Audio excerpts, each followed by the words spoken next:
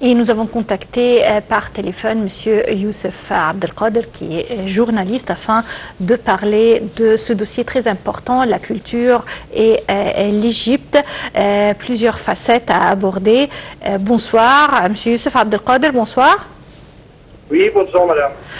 Quand on parle de ce dossier, on a plusieurs éléments à discuter. Tout d'abord, c'est une délégation de la part de l'UNESCO en visite en Égypte et qui a visité le Grand Musée du Caire, le musée qui accueille actuellement quelques événements, quelques délégations, mais qui n'a pas été officiellement inauguré jusqu'à maintenant.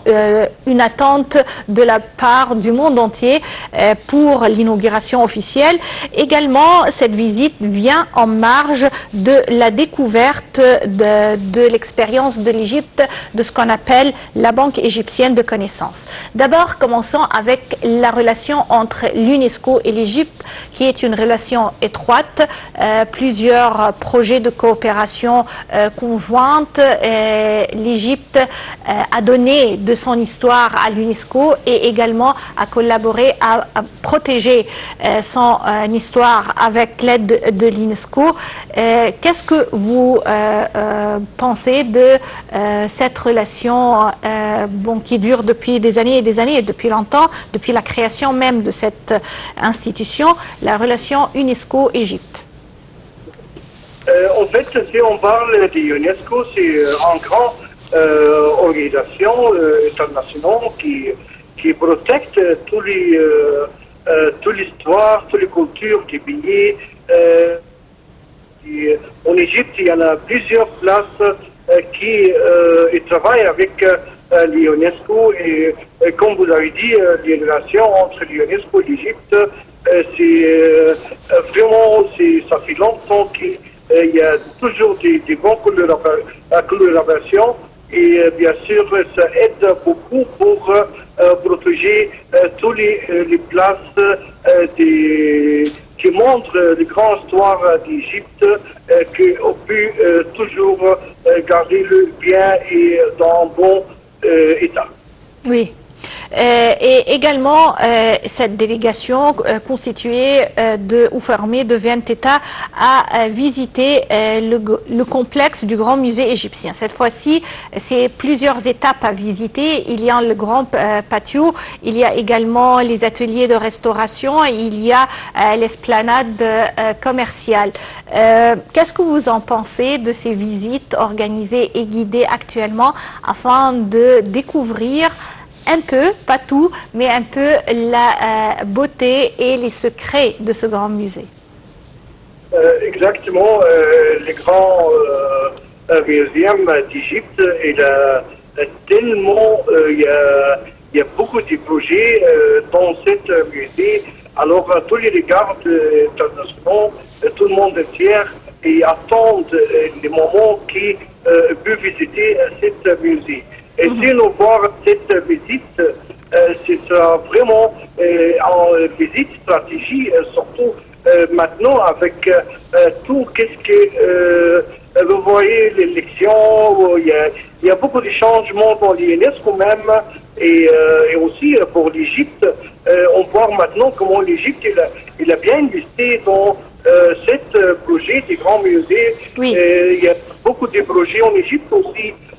Culturel qui ça va découvrir, ça va venir tout dans les bons moments, mais bien sûr l'UNESCO s'intéresse beaucoup par l'Égypte.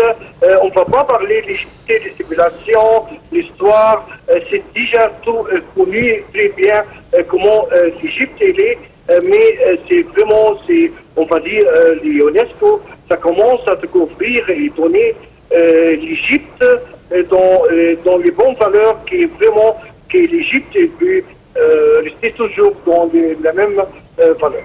Oui, et cette visite vient en marge d'une visite en Égypte qui vise à découvrir l'expérience unique de l'Égypte avec la Banque égyptienne de la connaissance. Cette banque égyptienne qui est destinée aux étudiants, aux élèves et également aux chercheurs afin de leur donner l'occasion de non seulement découvrir tout ce qui concerne leurs études et leurs recherches en Égypte, mais autour du monde entier, puisqu'il y a des protocoles et des accords entre, par exemple, la bibliothèque d'Alexandrie, les grands musées métropolitains de New York, autres musées de Londres, Paris, les grandes bibliothèques internationales, pour que leurs livres et les recherches des centres de recherche soient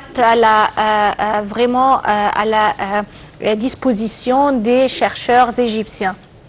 C'est une expérience très enrichissante et très également nouvelle pour l'Égypte. Exactement, parce qu'en fait, cet projet, l'Égypte, elle est vraiment unique dans ce projet. Et ça montre comment les Égyptiens ils sont super intéressants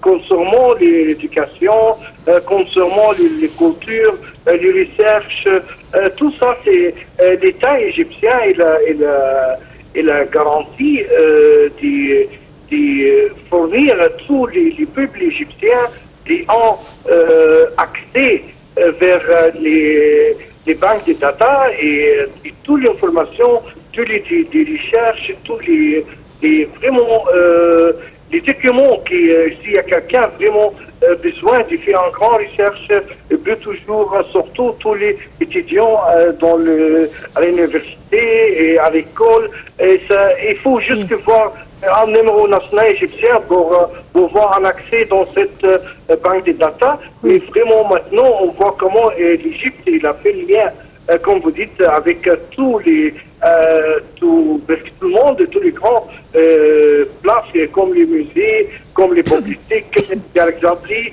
Si on voit combien de livres et combien d'informations ils sont dans les publicités d'Alexandrie, vraiment c'est un grand projet que l'Égypte elle a montré à tout le monde comment on a gardé tous nos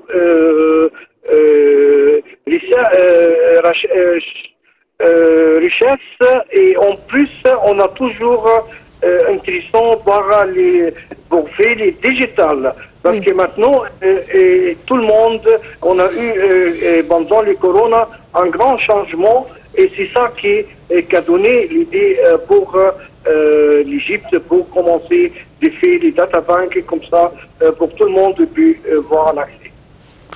Monsieur Youssef Abdelkader, je vous remercie infiniment pour ces explications concernant cette visite d'une délégation de 20 États membres de l'UNESCO au complexe du Grand Musée égyptien en marge d'une visite en Égypte afin de découvrir l'expérience égyptienne de la Banque de connaissances. Juste une petite pause et on enchaîne avec la suite de notre programme pour aujourd'hui.